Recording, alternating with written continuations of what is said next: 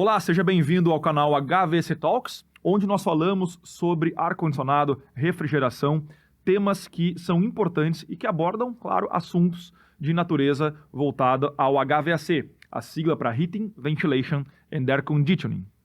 Aqui nós temos o patrocínio da Full Gauge, que está nos acompanhando nesse canal e que em breve vai participar aqui conosco também de um podcast para falar sobre a Full Gauge, sobre o seu crescimento, sobre os seus produtos. E, como nós vimos na aula passada, no vídeo passado, nós falamos sobre a natureza da carta psicrométrica, as propriedades do ar que nós respiramos. É claro que para que a gente fale sobre projetos de climatização e projetos de refrigeração, ar-condicionado, nós precisamos compreender a natureza do ar.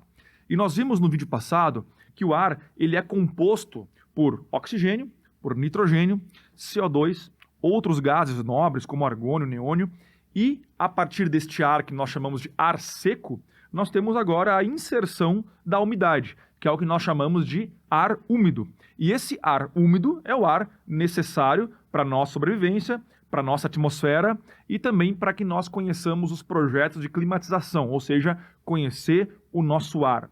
Então, o ar que nós respiramos, ele passa por um processo de ar condicionado, quando, claro, o ar está sob um condicionamento, e a partir disso, nós temos um processo. Esse processo de ar que nós aplicamos em um equipamento de ar-condicionado vai fazer com que nós tenhamos um ar que parte de um estado A para um estado B. E hoje nós vamos falar sobre o que acontece quando nós aquecemos o ar. Processo, portanto, de aquecimento sensível. E o que é o aquecimento sensível? Essa expressão sensível, que é muito comum, conhecida nos processos termodinâmicos, é a definição de um calor sensível, uma transferência de calor sensível. Isso significa o quê? O calor sensível é aquele adicionado ou extraído de um processo na qual só há a alteração de temperatura, sem modificação de fase. Ou seja, quando existe uma transferência de calor ou um calor associado a um ambiente em que provoca essa transformação sensível, nós estamos dizendo que o ar ou a substância ela está somente aquecendo sem a transformação de fase.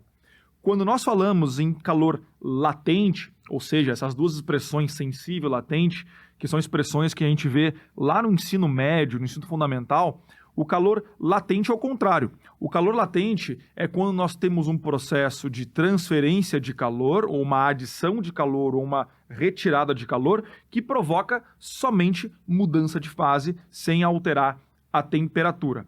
Exemplo disso, quando nós temos, para o calor sensível, um processo de transferência de calor sensível, nós temos, por exemplo, aí uma lâmpada, uma lâmpada incandescente ou fluorescente. Essa lâmpada, quando acesa, ligada, ela está transferindo, ou seja, ela está adicionando calor ao sistema, ao ambiente. Que calor é esse? Esse é um calor sensível, ele provoca somente a adição de calor que provoca o seu aumento de temperatura no ambiente. Claro que lâmpadas acesas provocam calor no ambiente. Motores elétricos ligados provocam também a adição de calor sensível, sem mudança de fase. A radiação solar, ou seja, a entrada de calor através do Sol pela radiação solar, ela também é um processo de transmissão ou adição de calor sensível ao ambiente. O calor latente, e aqui vem a diferença, é aquele que provoca essa alteração de fase. Uma pessoa que está conversando, sentado ou fazendo atividades físicas, ela vai produzir calor nesse ambiente. Só que as pessoas, elas provocam calor sensível e latente nesse ambiente. Ou seja, quando a pessoa está sentada praticando esportes, não importa qual a condição, nós estamos produzindo água, que é o nosso suor. Mesmo que nós estejamos sentados, trabalhando, nós estamos produzindo uma camada, nós estamos comportando com uma película de água sobre a pele. Essa película, ela evapora. Então nós estamos constantemente colocando vapor para o ambiente, por mais que nós não estejamos vendo esse fenômeno termodinâmico. No entanto, como é que é provocado essa vaporização no ambiente? As pessoas, elas produzem energia metabólica, portanto, nós estamos o tempo todo, inclusive dormindo, nós estamos produzindo calor por metabolismo, por atrito, por sangue, e a partir disso nós provocamos um calor. Essas calorias, elas são absorvidas por essa película de suor, e esse suor, portanto, retira essa energia e esta água, ela é transformada, portanto, em vapor. Então, note que aqui nós temos uma transformação de fase. Então, por exemplo, se nós estamos produzindo agora 500 watts de calor no total, parte desse calor faz com que nós estejamos aumentando a temperatura no ambiente. Ou seja, quando você está numa festa ou em algum ambiente e começa a entrar pessoas nesse local, nós vamos sentir que vai estar aumentando a temperatura desse ambiente. Portanto, esse é um calor sensível emitido por pessoas. Ao mesmo tempo, nós temos essa transmissão também de vapor, de água para o ambiente. Então, nós vamos sentir também o ambiente ficar mais úmido, mais pesado nesse sentido. Então, o que quer dizer isso? Quer dizer que se nós estamos produzindo 500 watts de vapor, de calor, perdão, e aqui, claro, é um exemplo, vamos colocar aqui 300 watts é para a produção desse calor sensível, ou seja, a liberação de calor sensível para o ambiente que provoca a sua alteração de temperatura. 200 watts, portanto, desses 500, vai ser o que o corpo vai absorver, o que a superfície vai absorver para transformar essa película de água, esse vapor, em vapor para o ambiente. Então, essa transformação de fase é obtida através dessa absorção energética que provoca essa transformação de fase e, portanto, nós estamos fazendo aqui uma analogia, não é nem uma analogia, é de fato uma adequação daquilo que nós conhecemos como transformação de fase numa película de suor que está sobre a pele. Então, quando nós vamos agora para a carta psicométrica, nós vamos analisar que, através, portanto, de duas propriedades do ar, vimos isso no vídeo passado, através de 2 pontos, 2 propriedades do ar, por exemplo, 25 graus Celsius. 25 graus Celsius com a umidade relativa em 50%, nós vamos ter um ponto. Então, aqui nós temos a umidade relativa em 50% com a temperatura de bulbo seco em 25 graus Celsius.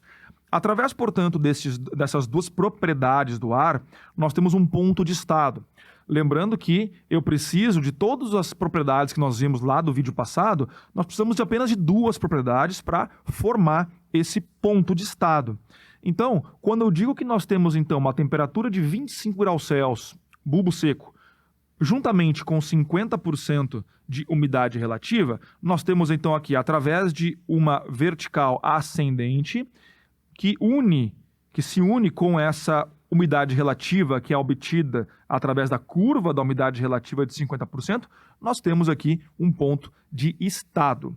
Vimos também no vídeo passado que, através deste ponto de estado, nós podemos verificar as outras propriedades do ar, como, por exemplo, a entalpia, que é obtida aqui nesta escala.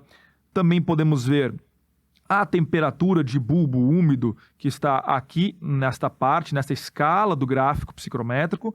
E, da mesma forma, nós temos aqui a umidade absoluta, logo ao lado a temperatura do ponto de orvalho, muito importante, e também a pressão de vapor. O que nós queremos deste ponto? É conhecer, então, portanto, o que acontece quando nós aquecemos o ar. Então aqui eu volto e falo com vocês o seguinte: para que aquecer o ar? Qual é o mecanismo de aquecimento e por que ele é importante? Aquecer o ar em processos de ar-condicionado, ele vai ser muito importante para alguns elementos que são necessários para processos e conforto. Por exemplo, quando nós falamos de processos, por exemplo, secagem de grãos, secagem industrial, processos de alimento, conservação de alimentos, eu preciso tornar, por exemplo, frutas em frutas passa, ou eu preciso realizar um processo de secagem de grãos, com milho, como também o sorgo, que é uma espécie de capim. Eu vou fazer alguma atividade de processo para piscinas térmicas, eu preciso aquecer o ar, portanto, para balonismos. Então, esse fenômeno ele é importantíssimo para um processo também para inverno. Então eu tenho que aquecer o ar e trabalhar num processo de calefação, embora calefação seja um nome típico para a transformação brusca da água líquida para vapor, mas também nós chamamos de calefação aquele processo no qual nós usamos um calefator para aquecer o ar, que é o acalhentamento. Então, o aquecimento do ar ele vai ser importante para diversos processos, não somente para processos de conservação ou processos de secagem, como também para processos de conforto. Voltando para o nosso gráfico, nós temos aqui então um ponto que eu vou chamar de estado A. Então eu vou chamar esse ponto aqui de ponto A. Esse ponto A é conhecido 25 graus Celsius de temperatura de bulbo seco para 50% de umidade relativa do ar. A partir deste ponto, nós vamos realizar o processo de aquecimento. O que é importante que nós saibamos quando nós vamos aquecer o ar? O aquecimento do ar, ele se dá através de uma linha reta à direita. Então aqui eu vou, com o meu mouse mesmo, provocar uma linha reta até uma temperatura conhecida também. Então essa temperatura aqui, por exemplo, é uma temperatura de 39 graus Celsius. 39 graus Celsius. Vejam que eu parti de um ponto A e fui até agora um ponto B.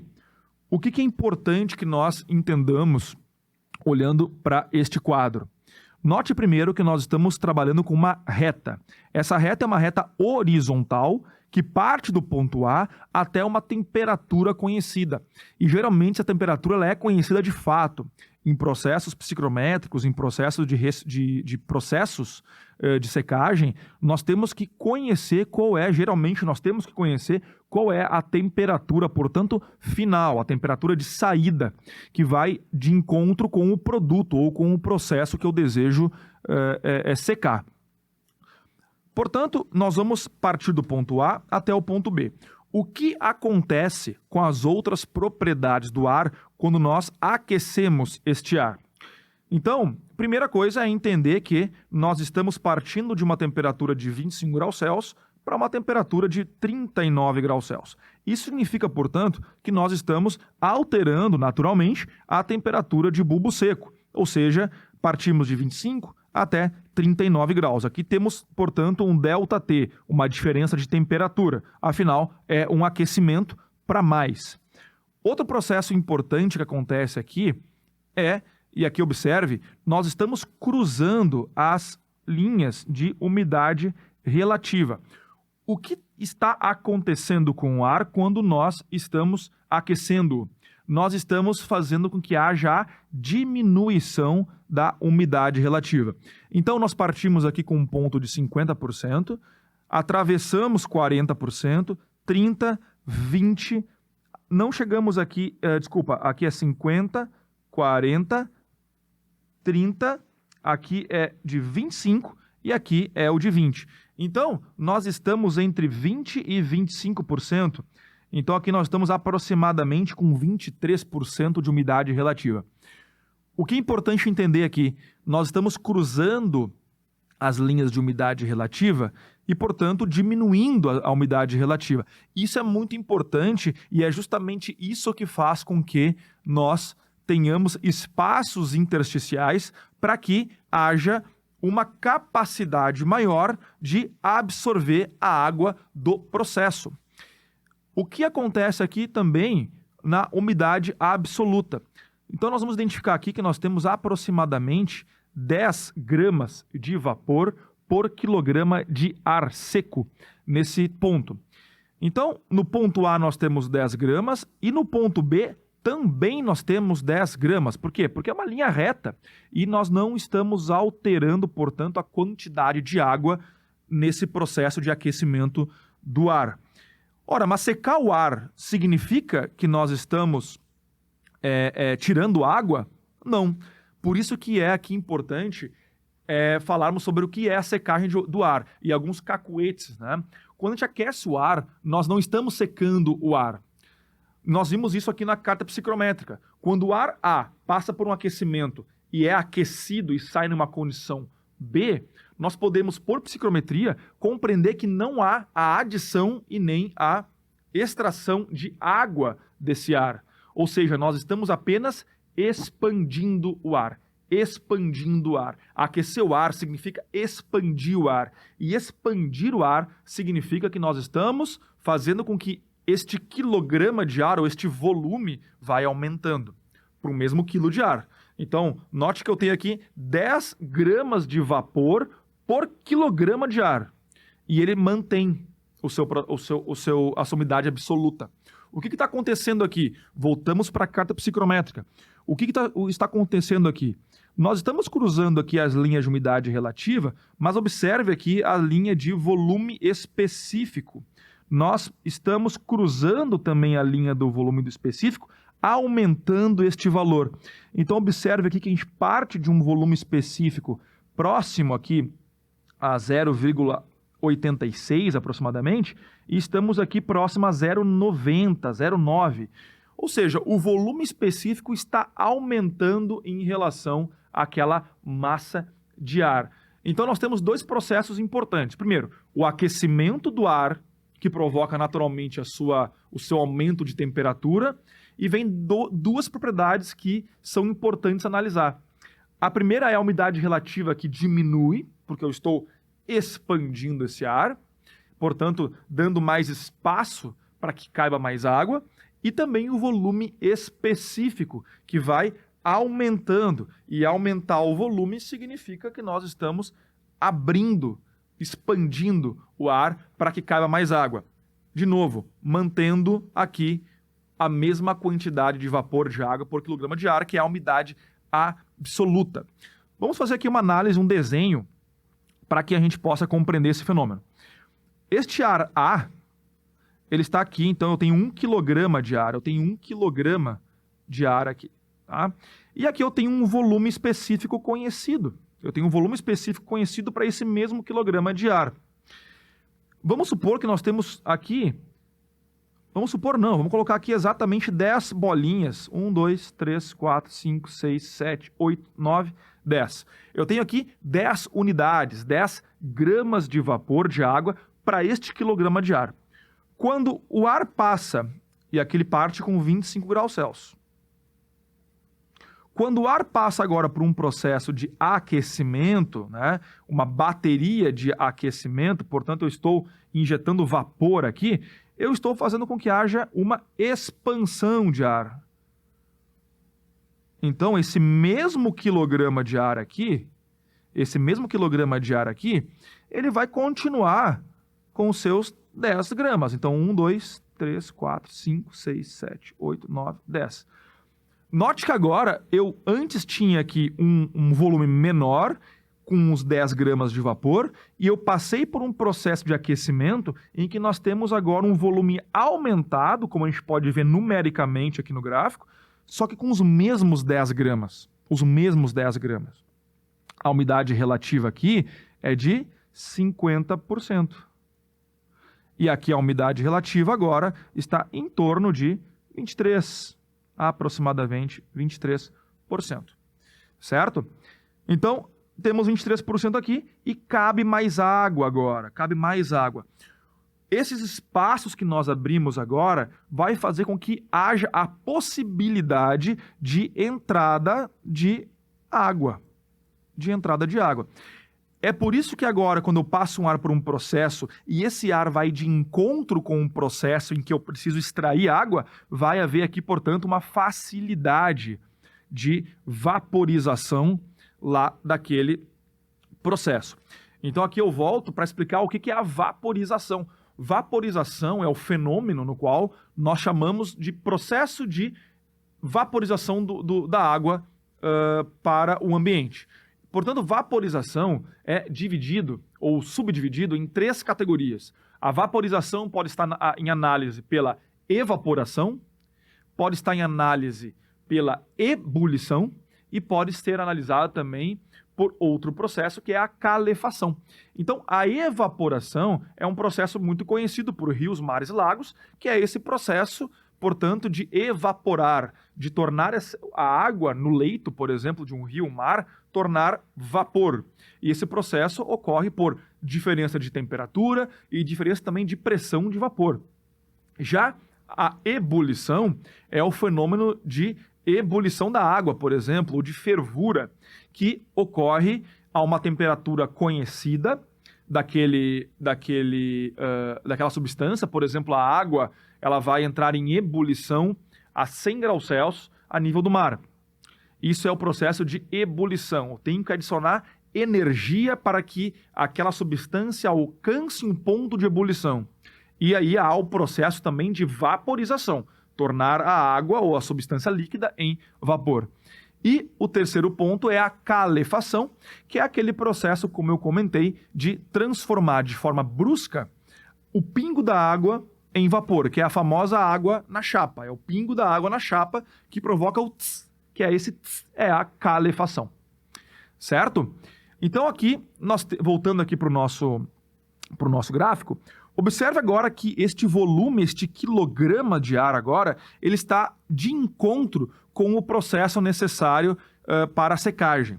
Então, não é o ar que seca, muito pelo contrário. No momento que eu passo esse ar aqui por um processo e há o aumento de sua temperatura, eu estou fazendo com que os produtos ou aqui o produto do meu sistema coloque a água para dentro desse volume, para dentro desse quilograma de ar. O exemplo aqui, por exemplo, é o secador de cabelo.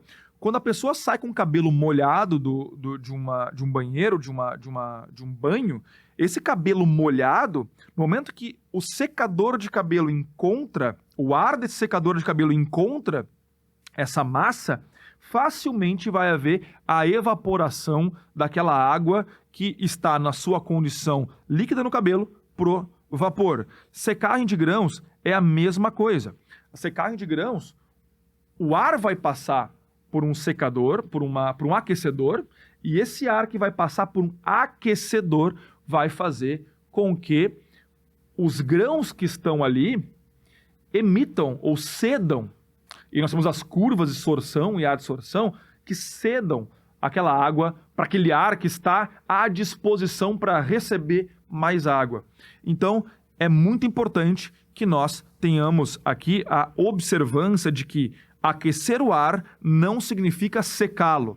Aquecer o ar significa aumentar a sua temperatura, diminuindo a sua umidade relativa, aumentando, portanto, o seu volume específico, porque nós estamos expandindo esse ar, e por expandir o ar e aumentando o seu volume, portanto, aumentando os seus espaços intersticiais, nós vamos permitir com que haja a secagem, aí sim, a secagem dos produtos e processos que estão ao seu redor. Isso, na verdade, é aquecer o ar para provocar a secagem de produtos. Então, aqui, nós vamos, de novo, olhar para o processo. Ar A para o ar B, aquecimento a uma temperatura conhecida, e aqui nós vamos diminuir a umidade relativa, cruzando aqui as linhas de umidade relativa, mantendo constante a umidade absoluta, aumentando a sua entalpia. Note que eu tenho aqui uma condição de entalpia A e uma condição de entalpia em B. Então aqui eu estou aumentando essa energia por quilograma. Naturalmente, quando eu aqueço o ar, eu aumento, portanto, esse processo energético. Eu estou dando mais energia por quilograma de ar. Aqui, portanto, é o aquecimento do ar. Mas como que a gente pode executar um cálculo que permita saber qual é a potência necessária do meu aquecimento, do meu aquecedor, para que eu consiga sair de uma condição A para uma condição B? Então não basta só conhecer a temperatura de saída, eu tenho que realizar aqui o processo de aquecimento conhecendo a potência necessária para que haja essa transformação. Então a gente volta aqui para o processo e a equação é muito simples. Vamos aqui pegar aqui a entalpia da condição A e vamos colocar aqui aproximadamente 51 kJ por quilograma. Essa aqui é a entalpia dessa condição A. portanto, com uma linha reta e uma diagonal conhecida, que é essa escala de entalpia, eu vou verificar aqui que aproximadamente nós estamos trabalhando com 51 kJ por quilograma de entalpia. No momento que eu vou aquecer o A para a condição B, da mesma forma, com uma régua, que eu estou usando aqui o meu mouse, mas com a régua eu vou localizar aqui aproximadamente 65 kJ por quilograma de ar. Então, note que eu tenho um aumento de entalpia e eu tenho aqui, portanto, um ΔH, que é uma variação de entalpia. Portanto, tenho aqui uma variação de entalpia. Essa variação de entalpia vai ser aplicada na nossa equação fundamental para a potência de aquecimento sensível, que é da seguinte forma. Eu vou chamar de Q de potência aquecimento, porque nós temos o Q de resfriamento, de ar-condicionado. Esse Q de aquecimento vai ser igual a ρ, que é a densidade, ou melhor dizendo, a massa específica do ar, vezes a vazão desse ar, vezes o ΔH. Então, de novo, a potência em watts. Então, aqui lembrando que watts, aqui é watts, é o nosso famoso quilojoule por segundo. Quilojoule por segundo. A massa específica do ar, nós trabalhamos aqui com ar padrão. Então, a gente utiliza aqui 1,2.